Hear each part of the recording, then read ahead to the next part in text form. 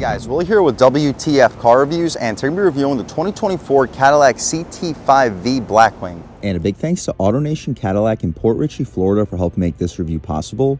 I'll leave a link to your inventory below, and if you're looking for a new premium car or SUV in the Port Richey, Tampa area, I would definitely recommend checking these guys out. And for those of you guys who don't know, the CT5-V Blackwing has been the top performing CT5 or top performing vehicle sold by Cadillac in general since 2022.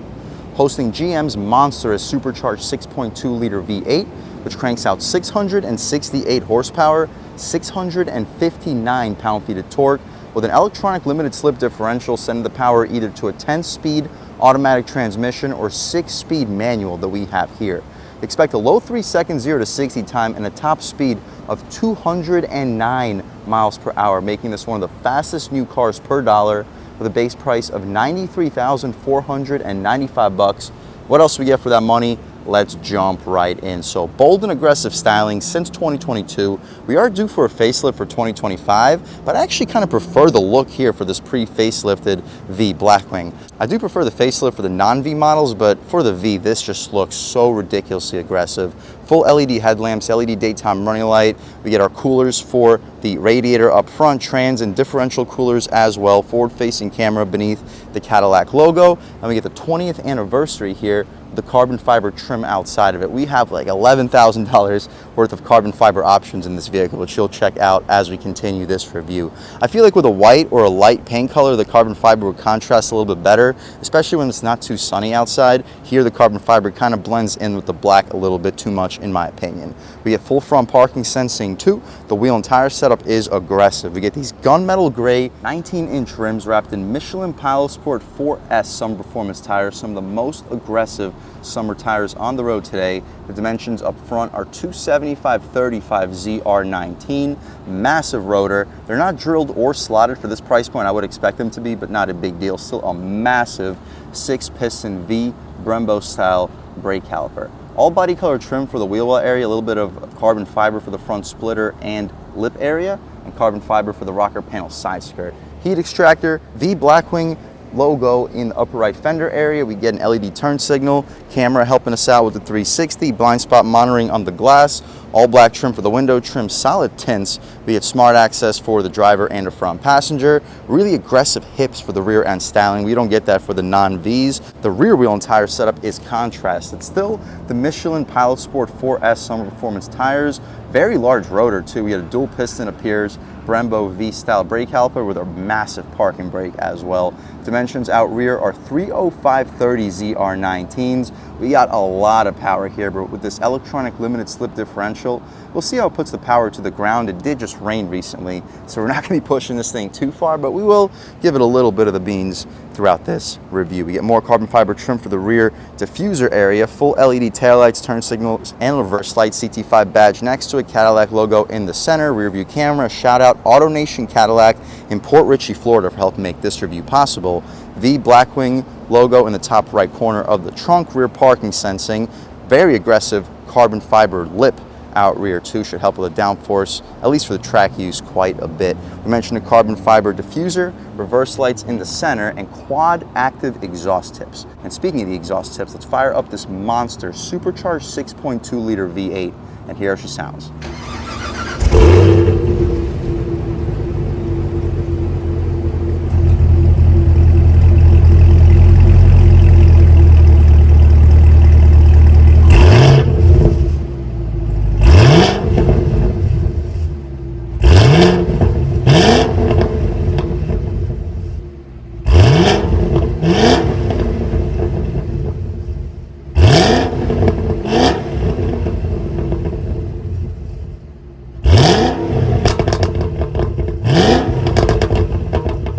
All right, guys, that was the sound of the monster 6.2-liter supercharged V8 sold by Cadillac for the 2024 CT5-V Blackwing, and it sounds insane, cranking out 668 horsepower, 659 pound-feet of torque, sending the power to the rear wheels with an electronic limited slip differential and a 6-speed manual transmission. You can expect 0 to 60 in the mid 3-second range. With a 10-speed, you can expect it in the low 3-second range. So definitely one of the best performers per dollar out on the road today. We have the strut tower braces. Shout out Robert M. Cronin for hand assembling this unbelievable monster supercharged V8. We get V for the inside part of the hood. No functional heat extractors on the hood itself, but we get heat extractors in the corners for the fender areas. Hydraulic struts are appreciated. We can shut this hood right down, take a step back, walk around this 2024 CT5-V Blackwing one more time. Let's take a step inside and see what we get with just about a fully loaded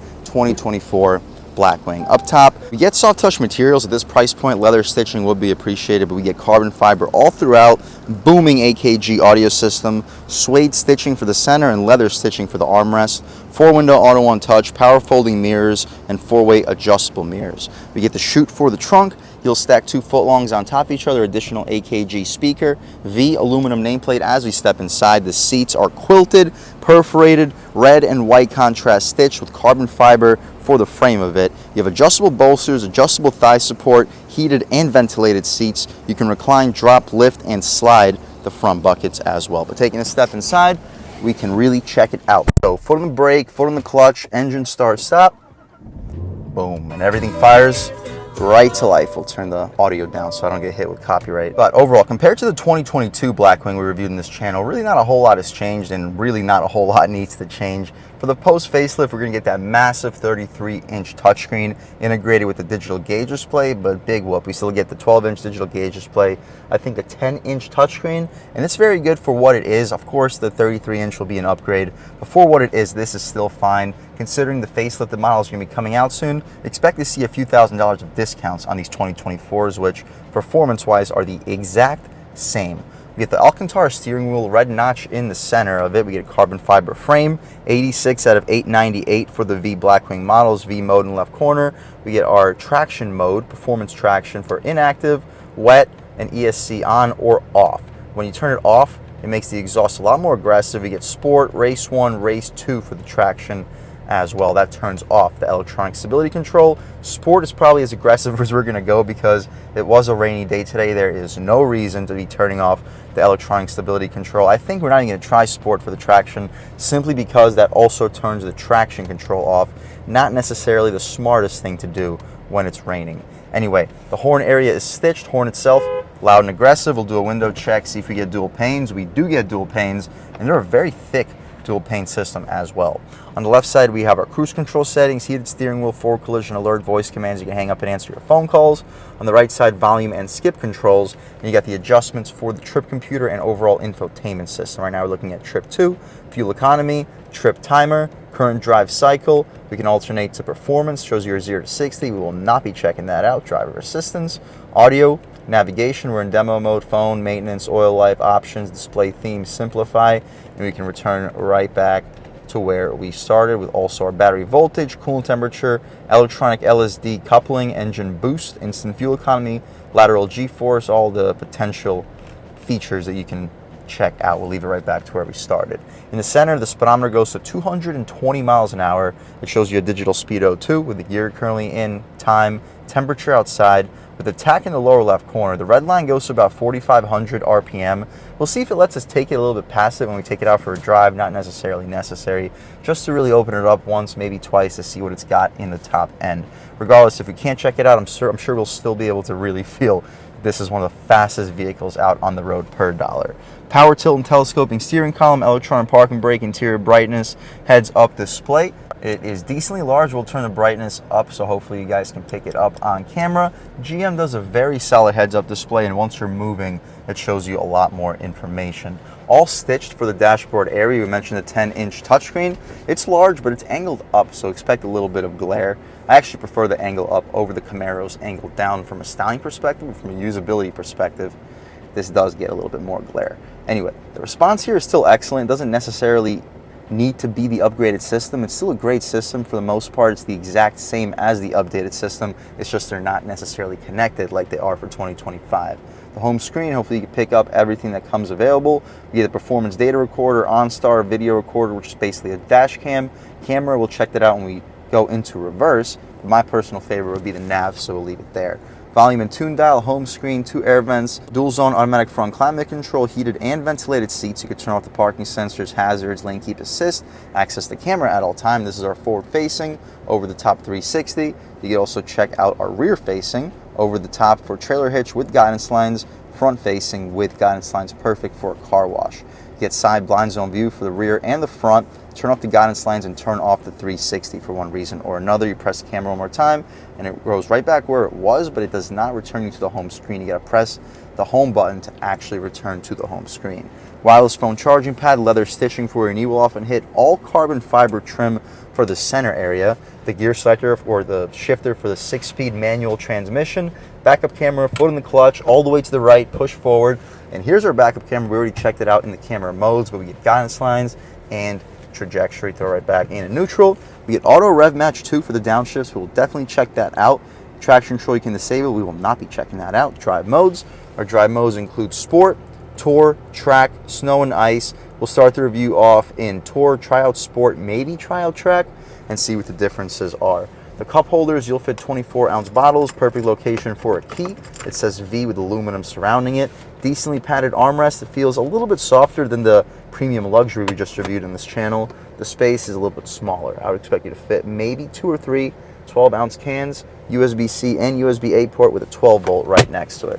The glove box has more carbon fiber trim above it. It's padded material, plastic latch, large glove box, just like the premium luxury we just reviewed in this channel. I'd expect you to fit about 25, 26 license plates, easily fit 2 pairs of shoes. We get a frameless auto-dimming rear view mirror. It's a digital rear view mirror with its adjustments, 3 garage home link settings. We get the dual panoramic moonroof with the suede Alcantara headliner. Interior lights are LED. We can open up the shade. It opens up pretty quickly. Open up the glass too. Doesn't open up quite as quickly, but quick enough. All the way to the end of the front row, see if it goes out any further. It does not, but we can poke our way out of here. Not necessarily the nicest day today in Port Richey, Florida, but it's 86 degrees, and for the most part, the rain has been holding up quite well. We'll leave the shade open so when we hop out back, you guys can see how much light is brought into the cabin, and that's about it for the front seat, at least, for this just about fully loaded 2024 CT5-V Series Blackwing with the Black Raven exterior, jet black with jet black contrasted interior, 6.2-liter supercharged V8, 6-speed manual transmission, $93,495 for the base price. You guys can pause, take a look at all the standard features loaded. And speaking of loaded, you're looking at $8,090 for the jet black with jet black accented in the full semi-aniline leather seats with custom quilting and carbon fiber front seat backs. If that's not enough carbon fiber, that also includes a suede and microfiber wrap trim package, $6,480 for the carbon fiber 2 package, $5,350 for the carbon fiber 1 package, $2,100 for the gas guzzler tax, $1,600 for the PDR, $1,450 for the Ultra View sunroof, $610 for the parking package, $600 for the wheels, $595 for the brakes, $400 for the seatbelts, $300 for the suede microfiber steering wheel and shifter, $27,500 for total options. Insane, totaling us out after destination at $122,465. I wouldn't necessarily recommend loading this vehicle that much at that price point. There's probably other vehicles that you can go for. Probably will not be this loaded. This is as loaded as you're going to get for that price point considering the performance. But at $93,400, it just seems like a little bit more of a realistic price point, but I understand that dealers usually load them up from the factory and you can negotiate them on those options and features. Hopefully out the door you'll be sitting under the $120,000 price point considering that the post facelift is coming out shortly. Anyway, we can hop out back, see how much space is offered back there, as well as the overall quality of the material. So up top, just like up front, we get soft touch, carbon fiber beneath it, suede Alcantara beneath the carbon fiber, leather armrest, auto one-touch window, aluminum door handle, lock and unlock, dual AKG speakers. You'll fit a 6-inch sub, maybe fit 2 footlongs on top of each other if you sacrifice not having a water bottle. We'll unbuckle these red optional seat belts. The rear seats, the padding goes all the way out to the door frame. The legroom looks solid at a little over 6 feet tall, sitting behind my seat settings. I still have about 3-4 inches of knee room, not quite as spacious as the premium luxury just reviewed in this channel. I guess the carbon fiber just takes up a little bit more space. And the headroom, I have about 1 inch. So if you're under 6'3", 6'4", you should be able to fit behind the V Blackwing for the CT5 with no problem. I think comparing it to the BMW sports sedans, this isn't quite as large as the 5 Series, but it's a little bit larger than a 3 Series. It sits somewhere in between. I think it sits a little bit closer to the 5 Series, but to be expected considering that we're talking about a mid-size performance sedan. Ton of light brought into the cabin if it was a sunny day, thanks to these dual view moonroofs. We get air vents, no third zone climate. At this price point, third zone climate would be appreciated. USB-C port, the 12 volt right next to it. The center cubby has a rope. Nice soft leather. You'll fit 2 24-ounce bottles with no problem. We get hooks for both of the grab handles back here, and the interior light is LED. That's about it though, guys, for the back seat of the 2024 Cadillac CT5-V Blackwing. Let's hop out back, see how much space is offered in the cargo space, and then take this 2024 V Series Blackwing out for a drive. So just like the premium luxury we just reviewed in this channel, we get the hydraulic chute, no electric chute. The hinges are covered, and the cargo space is solid for the midsize segment. I'll leave a link right here. Large opening, but the pass-through is tiny with the wheel well cutouts. I wouldn't expect you to fit more than like a 40-inch TV through there, but the trunk itself, I'd expect you to fit maybe a 46-50 just in the trunk alone. Anyway, what you see is basically what we get. Secret storage, let's check it out. We get our fix-a-flat kit, no spare tire underneath, but you get everything that you need in case an emergency does happen. We can shut this trunk right up, walk around this monster 2024 Cadillac CT5-V Series Blackwing one more time. One of my favorite vehicles out on the road today, at least for the base price end of things. At this price point, yes, we are getting up there, but it is loaded. I can't think of a single option or feature that we don't have here on this Blackwing. And performance-wise, just like all Blackwings, one of the best performance vehicles, sub $100,000 for the base price out on the road today. And speaking of that, let's take it out for a drive and see what it's got. All right, guys, now we're just about seeing everything we need to see with the inside and outside of the all-new 2024, well, not all-new, the 2024 Cadillac CT5-V Blackwing. Let's take it out for a drive and see what it's got. My first impressions, the clutch is really linear and really predictable. Very easy to get used to, at least from an initial perspective. We'll see if it changes up once we get a little bit more comfortable with it, but I don't see why that would change up. The steering in tour mode is silky smooth, but still very sharp and direct. And the isolation is good. You don't really even hear the exhaust when you're in tour mode. We'll see how it is once we actually step on the gas. Taking a step out here. Yeah, really quiet. Let me know if you guys hear anything through the camera, but for the most part, I don't really hear much. Listen. I mean, it sounds quieter than the Escalade we just reviewed in this channel. We'll try it out in the V mode. See if that changes up. Yep, the engine definitely gets a lot louder in the V mode. Throttle gets a little bit more sensitive. But it's still pretty quiet for the most part. We'll take a step out here. Looks like a good opportunity. Not going to kill it too badly. Hear that whine from the supercharger. It feels good. Third gear. Good Lord. Second gear, that rev match downshift. Oh my God. This thing is insane. I've been seeing an officer here throughout the day, so we're not gonna go too crazy, but in the V mode, good Lord. Yeah, we're not gonna mess with the traction, I don't think.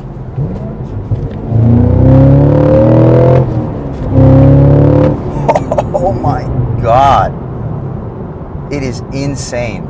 Looks like a good opportunity to try one out off the line. We're not going to go too crazy, definitely not launching it, but off the line.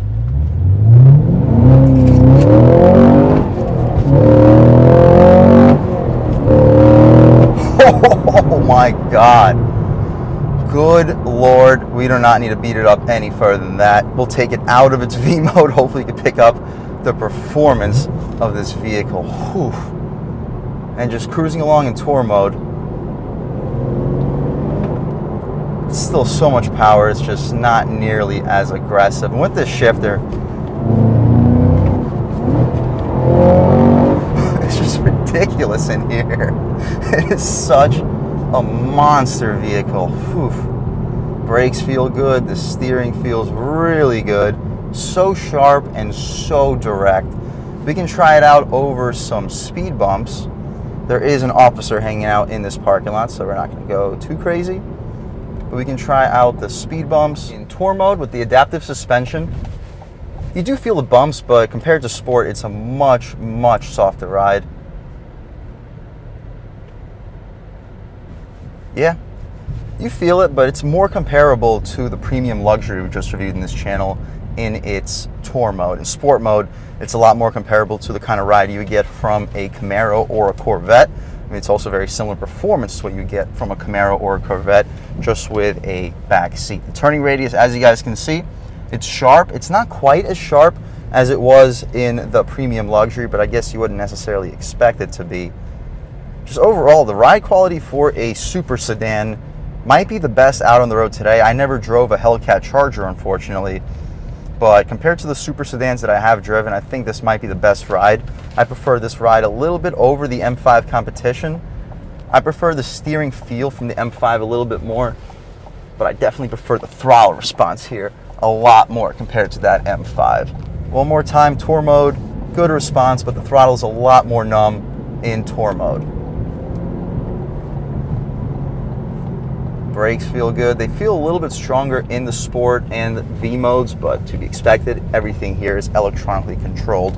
Overall, guys, if you're looking for a top performing super sedan with a base price under $100,000, this 2024 CT5-V Blackwing might be the best one out on the road today. And I mean that not because it's any better than the 2025. I mean that because when the 2025 comes out, expect to pay sticker, expect to pay maybe $4,000 or $5,000 above sticker in some situations, whereas this 2024 you'll be seeing $2,000, $3,000, $5,000, maybe even $10,000 discounts if you're going to load it up to $125,000. If that's what you're looking for, guys, check it out while you can still get a 2024. Get a bargain deal on it because performance-wise, it is unchanged compared to 2025, and this monster supercharged V8 is a must-check-out vehicle if you're looking for a performance sedan under $100,000. And a big thanks to AutoNation Cadillac in Port Richey, Florida for helping make this review possible. I'll leave a link to their inventory below, and if you're looking for a new premium car or SUV or performance car or SUV in the Port Richey, Tampa area, I would definitely recommend checking these guys out. And a huge thanks to all you guys for watching. I had a great time making this video. If you're new to the channel, please subscribe. If you've already subscribed, thank you so much. You guys know the channel is just not possible without you, and I really appreciate the constant support. But again, if you haven't subscribed yet, please subscribe. Leave a like too. It really helps me out, the YouTube algorithm. That's how these videos get promoted to new people. Leave a comment. Let me know what you like. Let me know what you don't like. Leave a comment. Let me know if there's any specific cars, SUVs, or trucks you want to see reviewed on this channel, and I'll definitely try getting those videos for you ASAP. But other than that, again, thank you guys so much for watching, and I hope all of you have a great day.